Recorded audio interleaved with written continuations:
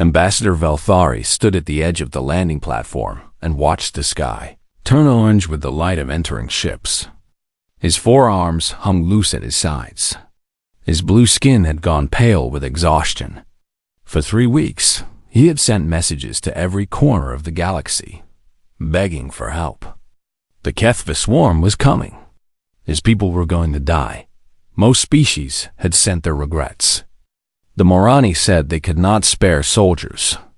The Talaxians said the distance was too great.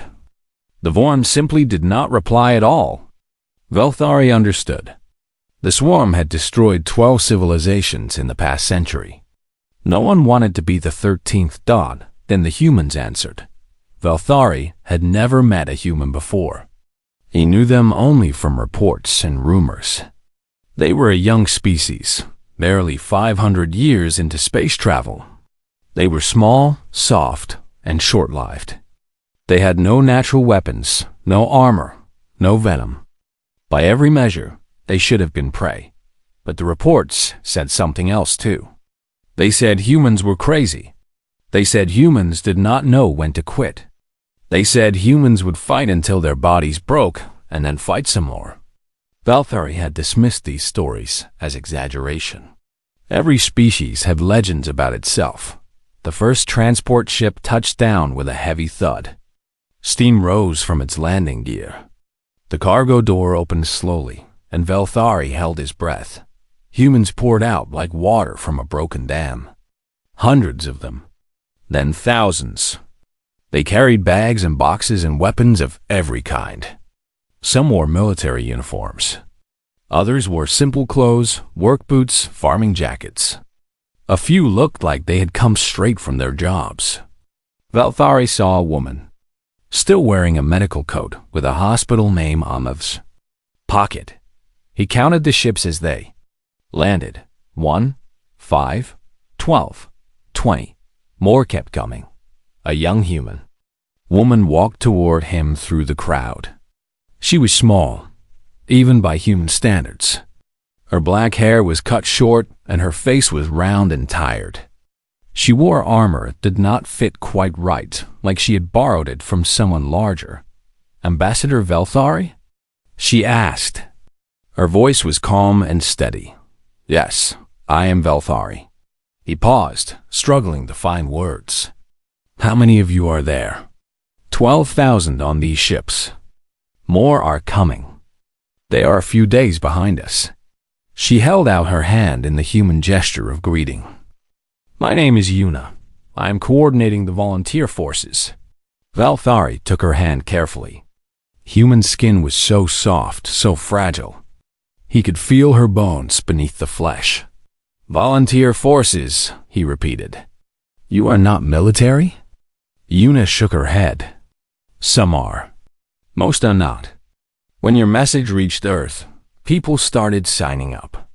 Teachers, farmers, factory workers, students. She gestured at the crowd behind her. They quit their jobs. They left their families. They bought their own weapons and paid for their own transport.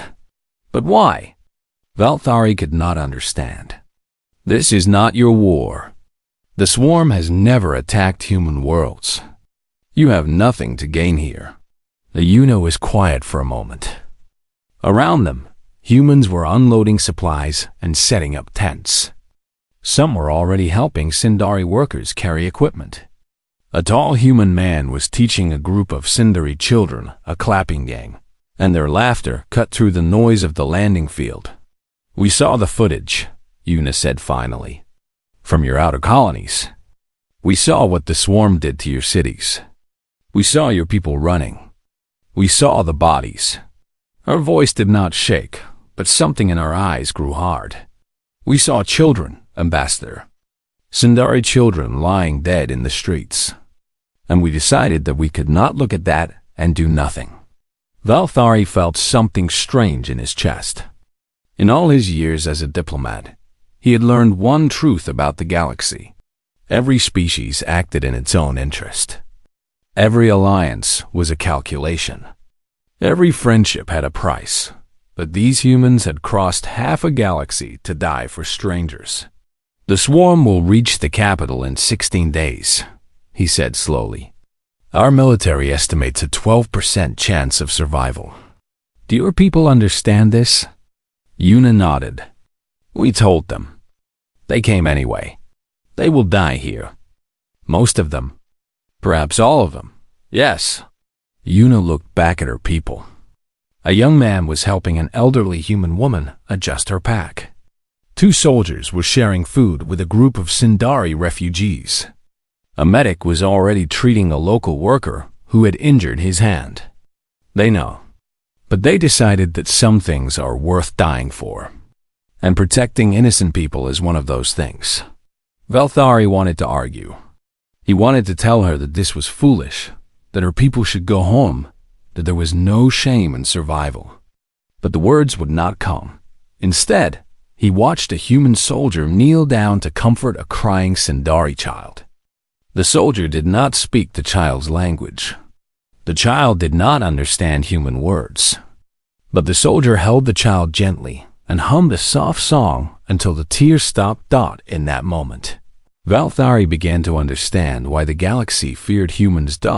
It was not their strength. It was not their weapons. It was not their technology. It was their hearts. They formed bonds with strangers. They claimed other people's pain as their own.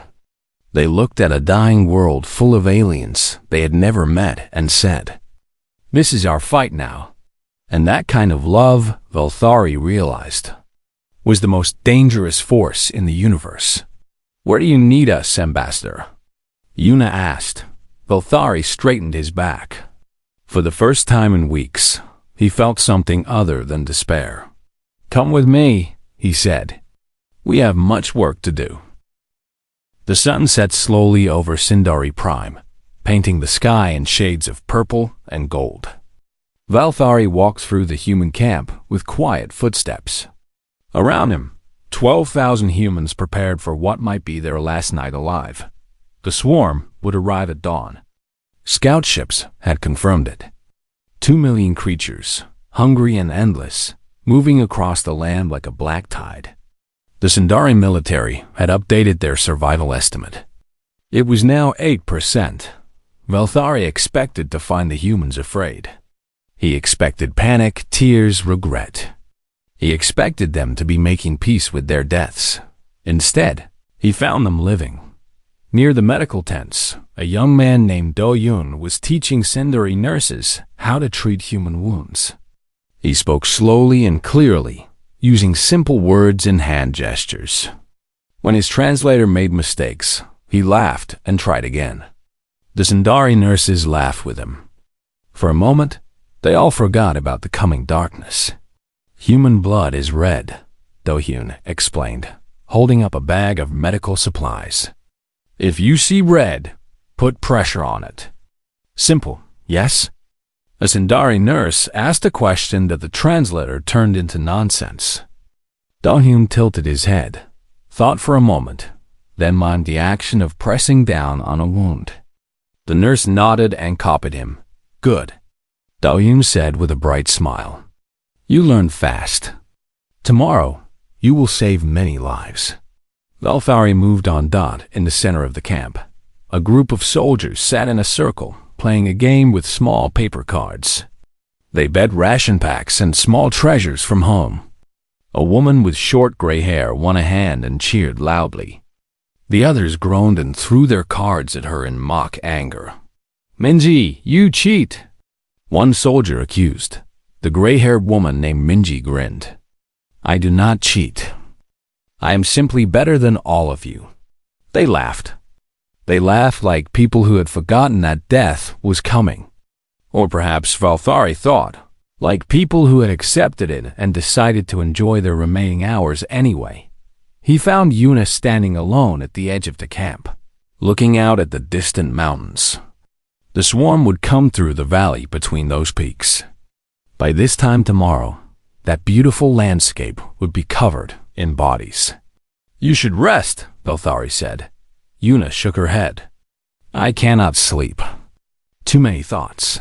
Are you afraid?" She considered the question carefully. "Yes, but not of dying." I am afraid of failing. I am afraid that we will not be enough, that we will fall and your people will fall with us. You have already done more than anyone expected, Valthari said. No one would blame you if you left tonight. Your ships could reach safe space before dawn. Una turned to look at him. Her eyes were tired but steady. Ambassador, do you know why I volunteered? Valthari shook his head. I was a teacher before this. I taught young children. Reading, writing, simple math. She smiled at the memory. One day, I showed my students the news from your outer colonies. I wanted to teach them about the galaxy, about other species, about the universe beyond Earth. Her smile faded. But then we saw the footage of the attack. We saw Sindari families running. We saw parents carrying children. We saw the swarm catch them. She paused. One of my students started crying. She asked me why no one was helping, why the other species were not sending soldiers, why the humans were not there. Una's voice grew quiet. I did not have an answer. I told her that sometimes bad things happen and we cannot stop them. But that night, I could not sleep. I kept hearing her question. Why were we not there? Why were we not helping? She looked back at the mountains. So I decided to come. I decided that if no one else would stand between the swarm and innocent people, then I would. Even if I was just one person. Even if I could not change anything. At least I would be there. Valthari was silent for a long moment. In a far corner of the camp, he heard singing. A group of humans had gathered around a small fire, and their voices rose into the night air. The song was slow and sad, but also somehow hopeful. It spoke of home and love and the promise of return. Your people sing before battle, Valthari observed. Yes, it helps us remember what we are fighting for. Una listened to the distant melody. That song is about a soldier who promises to come home to his family. He does not know if he will survive, but he promises anyway, because the promise gives him strength. And if he does not survive, if the promise is broken, then his family knows that he tried. They know that he loved them enough to fight, and that love lives on even after he is gone. Valthari thought about his own people. Sindari did not sing before battle. They calculated odds and made logical decisions. They retreated when survival was unlikely. They did not make promises they could not keep. Perhaps, he thought, that was why his people were losing this war. They had forgotten how to hope. They had forgotten how to fight for something greater than survival. The humans had not forgotten. I should let you rest, Valthari said. Una nodded. Thank you, Ambassador, for trusting us, for letting us help. Thank you, Valthari replied, for coming when no one else would. He walked back through the camp slowly. The singing continued behind him. And for the first time in months, Valthari allowed himself to believe that tomorrow might not be the end, that it might be a beginning. Dawn came cold and gray. Fog hung over the valley like a funeral cloth. Valthari stood on the command platform and watched the horizon through electronic screens. His heart beat fast in his chest. All four of them, the swarm, appeared first as a shadow. A dark line at the edge of the mountains. Then the shadow grew. It spread across the valley floor like spilled ink. The sound came next. A terrible clicking, screaming, hungry sound. The sound of 2 million creatures moving as one. Sindari soldiers began to tremble. Some dropped their weapons. Some ran. Valthari did not blame them. He wanted to run too. Then he heard the humans. They were not running. They were not trembling. They were forming lines. Thousands of them, standing shoulder to shoulder, facing the coming darkness. Their faces were pale, and their hands shook, but they did not move. A voice rose from the human ranks. Clear and strong, singing. Valthari turned to see a woman standing at the front of the line. Her name was Ga, and before the war, she had been a singer. Her voice had filled concert halls and brought audiences to tears. Now it filled a battlefield. She sang in the human language called Korean. Valthari's translator could not find the right words, but the meaning was clear. It was a song of defiance, a song that said, "We are here. We are not afraid. We will not move." Other voices joined her, 1 by 1, then 10 by 10, then 100 by 100. 12,000 humans singing together. Their voices rose above the screaming of the swarm, rose above the fear, rose above the certain knowledge of death. And then they began to march. Valthari watched in disbelief. The humans moved forward, toward the swarm, toward the monsters, toward death itself. A soldier named Minho led his squad at the front. He was a sergeant, a man of 30 years with a wife and 2 children waiting on Earth. He had told Valthari about them the night before. Now he walked calmly toward a wall of hungry creatures, his rifle steady in his hands. The first swarm creatures reached the human lines. The battle began. It was chaos. Blood and fire and screaming. Humans fell. Swarm creatures fell. The ground turned red and black and wet. But the humans did not break. Every time a soldier fell, another stepped forward to take their place. Valthari saw a young medic named Sujin dragging wounded soldiers to safety. She was barely 20 years old, small and thin, but she lifted men twice her size and carried them to the medical tents. Her uniform was soaked with blood. Some of it was hers. She did not stop. He saw a captain named Haniel standing on top of a burning transport vehicle. She fired her rifle until the ammunition ran out. Then she drew a long knife and kept fighting. Swarm creatures climbed toward her. She cut them down 1 by 1. When they finally pulled her from the vehicle, she was still swinging her blade. He saw an old man named Taiwu fighting beside soldiers young enough to be his grandchildren. His movements were slow and his aim was not perfect, but he stood his ground. When a young Sindari soldier fell beside him, Taiwu picked up the alien's weapon and kept firing. The swarm pushed forward. The humans pushed back. Hours passed. The sun rose higher. Bodies piled on the battlefield. And still the humans sang. Their song changed as the day went on. Sometimes it was loud and fierce. Sometimes it was quiet and sad. But it never stopped. Even the dying sang. They sang with their last breaths. They sang as the light left their eyes.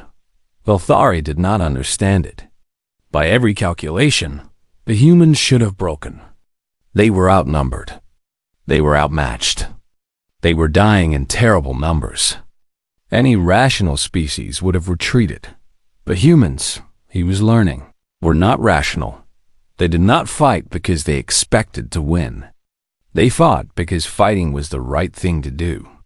They fought because somewhere behind them, Sindari children were hiding in shelters. They fought because giving up was not something humans knew how to do. By afternoon, the human casualties had reached 40%. 4,000 soldiers dead or wounded. The swarm kept coming. Yuna found Valthari on the command platform. Her armor was covered in black swarm blood. Her face was gray with exhaustion, but her eyes were still steady. "We need more time," she said. "The evacuation ships are not ready. The civilians have not finished loading." "You have done enough," Valthari replied. "You should pull back. Save who you can." Yuna shook her head. "We hold this line, however long it takes, however many of us fall." She gripped her rifle tighter. "We promise to protect your people. We keep our promises." She turned and walked back to the battle. Valthari watched her go. He watched her take her place in the line. He watched her raise her weapon and fire into the endless tide of monsters. And he finally understood the human reputation. They were not the strongest species in the galaxy. They were not the smartest. They were not the most advanced. but they were the most stubborn, the most loyal, the most impossibly, beautifully brave. They had come to die for strangers.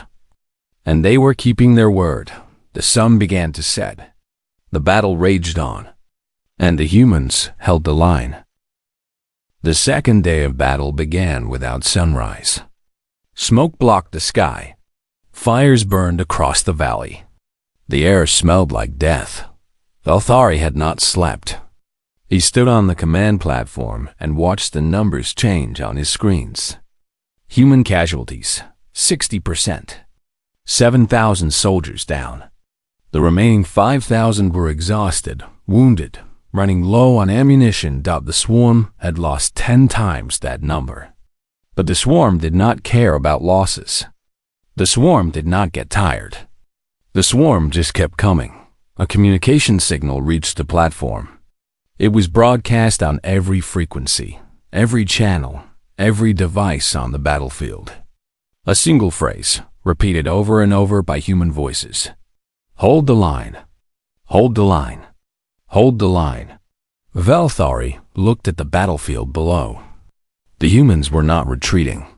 They were digging in, building barriers from broken vehicles, filling gaps with their own bodies. Every meter of ground was paid for in blood. He saw a lieutenant named Jiwan fighting alone at a collapsed section of wall. Jiwan's entire squad was dead. His armor was cracked. His left arm hung useless at his side. But he had found an abandoned artillery cannon and dragged it to the gap. G1 fired the cannon again and again. Each shot tore through dozens of swarm creatures. The barrel grew hot, then hotter. Steam rose from the metal. Still he fired. The barrel began to glow red. It would explode soon. Any soldier would know this. Any soldier would stop. G1 kept firing. The cannon exploded. When the smoke cleared, G1 was gone. But so were hundreds of swarm creatures. The gap held Dot in another part of the battlefield. A corporal named Yeonwoo lay in a crater. Both her legs were broken. She could not walk. She could not run. She should have been evacuated hours ago. She refused to leave. Instead, she used her radio to call out swarm positions. She watched the battlefield through broken binoculars and guided orbital strikes to the densest enemy groups. Her voice was calm and clear, even as the pain made her shake. Strike coordinates 742. Heavy concentration. Fire when ready. The sky lit up with fire. Thousands of swarm creatures vanished in the blast. Good hit. New coordinates incoming. 8-1-9. Fire when ready. She kept calling strikes until her radio battery died. Then she kept watching, kept counting, kept doing whatever small thing she could do. Near the civilian shelters, a private named Dongyuk stood guard. He was 18 years old, the youngest volunteer in the entire force. He had lied about his age to join. He had never fired a weapon before leaving Earth. A group of swarm creatures broke through the western line. They moved fast, heading straight for the shelters. Inside those shelters were 300 Sindari children. Dongyuk saw them coming. He had one weapon, one grenade, one choice. He did not hesitate. He ran toward the creatures. Not away, toward. He threw his rifle aside and pulled the pin on his grenade. The creatures reached him just as he grabbed the largest one. The explosion killed 17 swarm creatures. It killed Dongyuk too, but it saved 300 children. Othari watched all of this from the platform. He watched humans die, watched them sacrifice themselves without hesitation, watched them choose death over retreat over and over again. He did not understand it. His species calculated value. They weighed costs and benefits.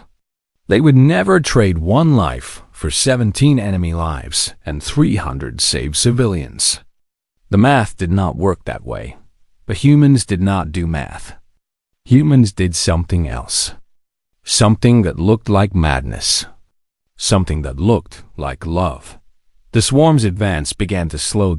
It was small at first. A pause here, a hesitation there. The swarm was a hive mind. It shared thoughts across millions of bodies. And those thoughts were becoming confused. The swarm understood prey. It understood fear. It understood creatures that ran when they were losing. It did not understand creatures that fought harder as they died. Every fallen human became a rallying point, a story, a reason to keep fighting. The surviving soldiers spoke their names as they fought. For Jiwan, for Yinwu, for Dongyuk. The names became prayers, became battle cries, became fuel for tired bodies and broken spirits. The sun was setting when the reinforcements arrived. Sundari ships filled the sky. Thousands of them. Soldiers poured onto the battlefield. Fresh troops. New weapons. Hope. But Velthari barely noticed them. He was watching the human lines. They were still standing. 5,000 had become 4,000. 4,000 had become 3,000. Now, barely 6,000 remained. But they remained. They held their ground. They kept their promise. He found Yuna near the medical tents. She was sitting on the ground, her back against a supply crate. Her armor was gone, stripped away by medics to treat her wounds. Bandages covered her arms and chest.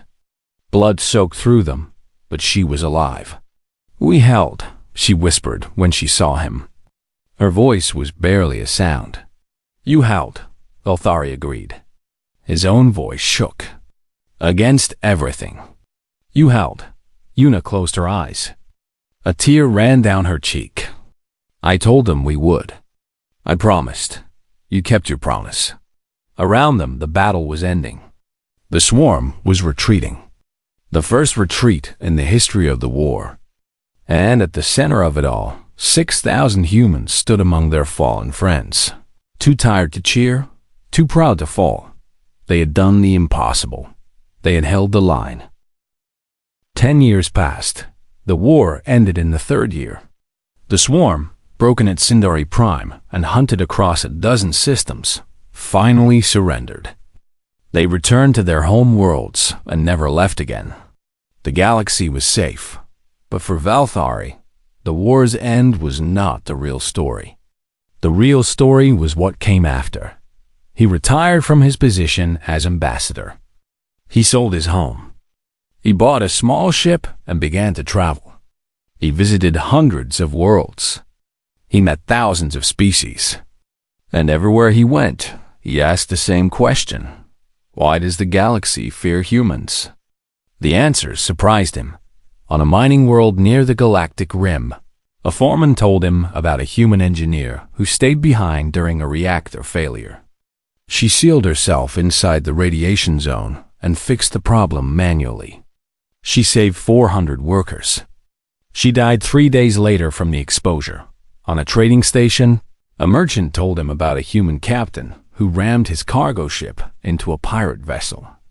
The pirates were about to attack a passenger transport full of families. The captain's crew escaped in pods. The captain did not. He went down with his ship, taking the pirates with him, on a peaceful agricultural world. A farmer told him about a human volunteer who came during a plague. She worked without rest for 30 days. She treated the sick. She buried the dead. She held the hands of the dying. When the plague ended, she refused payment. She said helping was enough. Story after story, world after world. The same pattern appeared again and again. Humans did not calculate value the way other species did. They did not weigh their lives against the lives of strangers and decide the math was wrong. They saw people in pain, and they helped. They saw injustice, and they fought. They saw impossible odds, and they charged forward anyway. It was madness. It was beautiful. It was terrifying. Velthari returned to Sindari Prime on the 10th anniversary of the battle. The valley where the fighting had happened was now a memorial. White stones marked the places where soldiers had fallen. Human names and Sindari names side by side. A ceremony was being held. Thousands of Sindari had gathered to remember, and among them, scattered through the crowd, were humans. Veterans who had survived, families of those who had not, new volunteers who had heard the stories and wanted to pay their respects. Velthari found Yuna near the center of the memorial. She was older now. Gray touched her hair. Scars marked her skin. But her eyes were still steady, still strong. She was holding the hand of a young Sindari child. The child was maybe 10 years old enough to understand what this place meant. "This is the ambassador," Yuna told the child. "He was here during the battle. He saw everything." The child looked up at Velthari with wide eyes. "Is it true? Did the humans really fight the swarm?" "Yes," Velthari said. "It is true. Why? The swarm was not attacking Earth. Why did they come here?" Velthari thought about the question for a long moment. He thought about Dongyuk, 18 years old, throwing himself onto a grenade. He thought about Yangwu calling in strikes with broken legs. He thought about Jie singing as the darkness approached. "Because they are human," he finally said. "And humans cannot watch innocent people suffer without trying to help. It is not in their nature." The child considered this. "That sounds dangerous." "It is. Very dangerous. For the humans. And for anyone who threatens the people humans care about." Yuna smiled at that. A small, tired smile. "He is right. We are dangerous. But not in the way most species think." She knelt down to look at the child directly. "We are dangerous because we love too easily. Because we make friends with strangers. Because we look at people who are different from us and see family instead of aliens." She touched the child's face gently. "Your people are our people now. Your children are our children. And we will never let anyone hurt you again." The child hugged her. A simple gesture. But it said everything. Velthari watched the embrace and felt something shift in his chest. Understanding. Finally. Completely. Understanding. The galaxy feared humans because humans were unpredictable.